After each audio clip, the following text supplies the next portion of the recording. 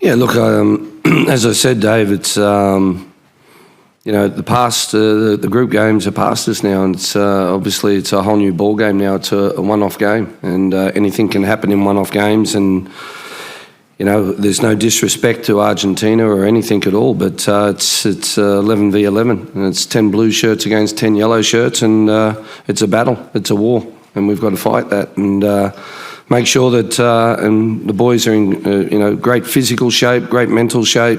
They've got great energy, and we go out there with and give it all guns blazing. Yeah, Schwartz, I think that's one thing that we have achieved back in Australia is obviously reuniting the nation after COVID and reuniting our sport of football. When we've seen scenes of Fed Square and the celebrations back in Australia and that, it really makes everyone proud, and we want more. We haven't finished yet, and that's the most important thing, is that we're turning up to win another game tomorrow. I clearly remember that we weren't expecting to play Argentina in that World Cup qualifiers. They got beat 5-1 at home in Buenos Aires by Colombia. And I remember I was playing in Europe at the time, and as I said, we weren't looking really to play Argentina, and Maradona had retired, and he'd put on a lot of weight.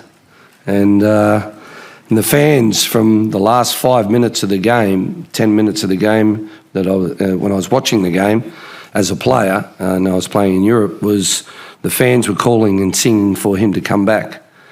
And he lost a lot of weight in 6 weeks, and he came back, and the game, I don't think he had that much of an influence the first game. He set up the goal for Balbo in Sydney, and but you couldn't get near him to try and kick him. He was that smart. He was such a great footballer, and obviously it's one of my great memories to say that I played against him.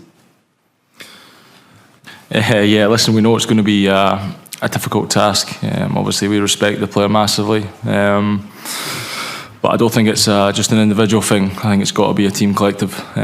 We've got to be, on our game 100%. We've got to be switched on at all times and be alert to every situation, because, it's going to be a team effort and a team collective. I don't think it can come down to just one individual trying to stop them.